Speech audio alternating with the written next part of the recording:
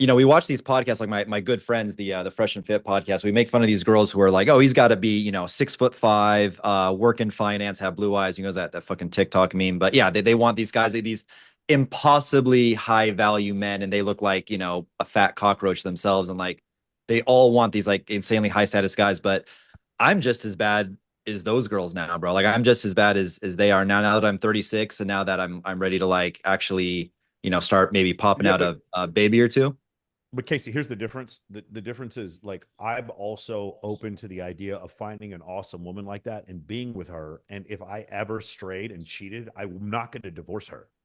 And I'm going to take care of my kids no matter what. That's the difference. I'm not going to leave her, take the fucking kids, and then ask Oh for yeah. alimony. That's the different. Like you, what you said before is absolutely right. Men are not men cheat, women cheat. Men are not the ones ending these relationships though. It's women, and No, there's I'm not saying that. I'm making a different But point. I Just the mean, fact that you fuck so many girls. Like my list of what I want to be my baby mama. Max age 23, absolutely no piercings and tattoos, small conservative social media, never been to Dubai. What else? So, we're sweet, done. feminine, There's no submissive one. yeah, personality. There's no one, I've bro. There's no got a one. question though. Yeah, Yeah, I've got a question like though. If Michael, if your girl, like you get married and your girl cheats on you, okay, Uh-huh. are you divorcing her? I'm probably going to take care of my kids and try to have a good relationship with her, but I probably would divorce her. Yeah, I think so. Okay, would you say that you ended that relationship, or would you say that she ended the relationship? Um, God, in that case, you're absolutely right that I would be the one ending it. But I mean, the stats show that it's about 80% of women ending relationships, and then even when they're in lesbian relationships and there's no men involved, they're still the ones ending. They end relationships 3.5 times more likely than gay people do. So, I mean, it's what I'm saying I is, think that's because gay people don't get in relationships, right? There's just like a huge sex culture, and like women, when you yeah. compare marriage to marriage, so the same number of gay men and the same Mm. number of lesbian women getting married, women are 3.5 times more likely to end. And by the way, you want to know the reason why, Marcus? It's when one of the lesbian women have a baby, then the divorce rate skyrockets because she looks at the baby and she looks at her partner and she looks at the baby, and then all of a sudden evolution takes over and it goes, "I need a high testosterone man to take care of this baby. Get the fuck out of here, Butch." Like that's what happens. So Can it's a completely I'd different like subject. to Yeah. I'd like to see the three. If you can send me that, I'd be really curious to read that. Yeah. The because I hear this stat like 80%, right? And maybe it's true. I just don't think like that study could tell us if it's true or not. Because like I look at Right. most of my students, right, where relationships end, or like dynamics end. And maybe I'm biased here because I'm trying to coach the guy and fix his issues.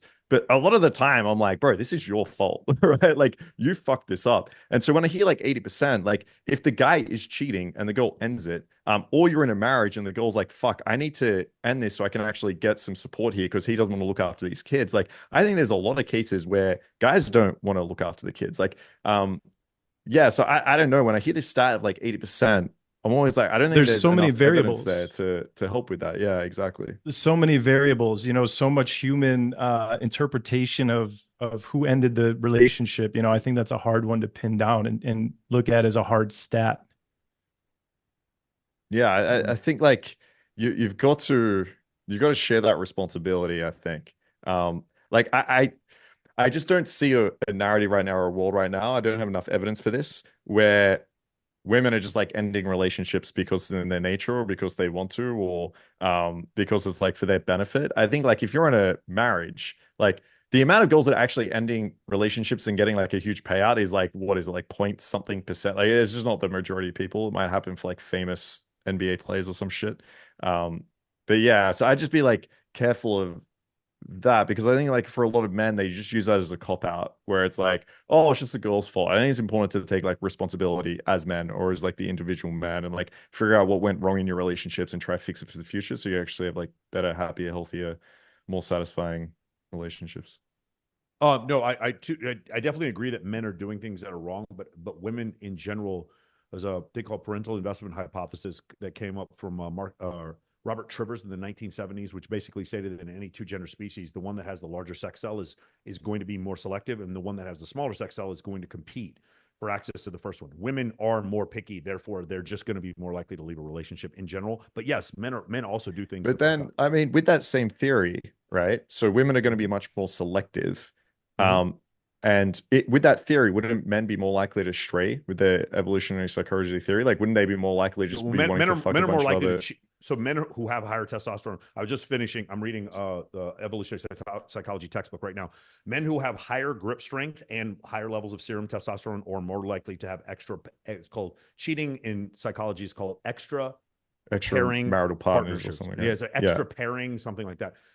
So that's my point though. Like if men are like cheating, and that could, like, let's just assume, like, I know this isn't the case, but hypothetically, let's assume that like 90% of men are doing this and they're just cheating, and you know they've got the high T and they're just like fucking a bunch of other women. Then like if women turn around and say, hey, you just cheated on me and end that relationship, like I wouldn't say like, oh fuck, look at all these women ending relationships. I'd say like, okay, this guy fucked up. So he made a promise to be loyal, totally and he understand. wasn't, and he ended that contract. The vast majority of men don't cheat though, because the reason they can't cheat, they would cheat if they dude, could. you still, I was gonna interject and say that. Do you guys know what the reality is like for the average man? The average man is not us. The average man can't cheat. Well, no, no, one you're wants just wrong. I can't find your IG. No, Marcus, it's completely wrong. If you look at the stats on this, the percentage of cheating is actually the difference there is actually normalizing. It's becoming very similar between men and women. They're very similar numbers because men can cheat. They can just pay an escort, right? It's like you guys are picturing some guy like going out to the club, being super charismatic, pulling some girl. Like men can just like. I'll give you an escort. Yeah, there's always escorts. Right, we're doing this. Like each study has a bunch of different numbers. There's some up as high as like 45% and shit, but I believe I can't find your Instagram. I'm trying to send you similar to men. I believe the statistics that the majority of women may be the ones that actually end the relationship. But from my experience, this is just my experience, I've found that often women will fight for a relationship, you know, kind of to the bitter end till they've exhausted all options. And then when they can't find a solution, they will end it with the guy. You know, that's been just my observation. Women tend to be, when they commit to a guy, they kind of ride it out to the end. They try to work with him. This statistic kind of paints this picture of this innocent dude who's just hardworking and loves his family and like takes care of everything. And then the evil, conniving, like hypergamous woman goes out and cheats, or she's not satisfied because he's not making enough money, and she ends the relationship. That doesn't add up to my experience. I typically see women in relationships with guys. Something goes wrong in the relationship. The woman wants to go to therapy. The woman wants to make it work. She's doing her best to try to resolve whatever issue. And the guy will try as well. I'm not saying the guy does not try to salvage the relationship as well. But so just because the woman is more likely to end the relationship doesn't necessarily mean that she's to blame for it. You know, she may have put in more work to try to make the relationship happen, to salvage it, but she still ended it. Yeah, agree.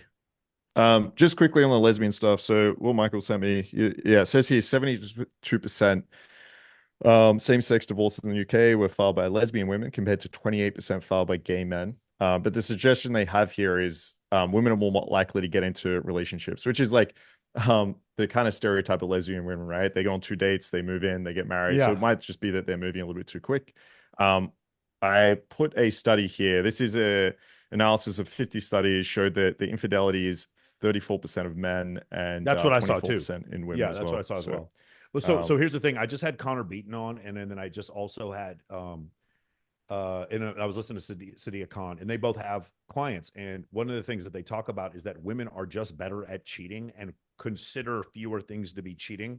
They both think women cheat more than men. I don't. I still kind of agree with this, but I'm starting to see more and more people who are academicians who are starting to come around to this idea that even with anonymous surveys, women don't rationalize the fact that they gave some guy a blowjob when they were drunk as cheating.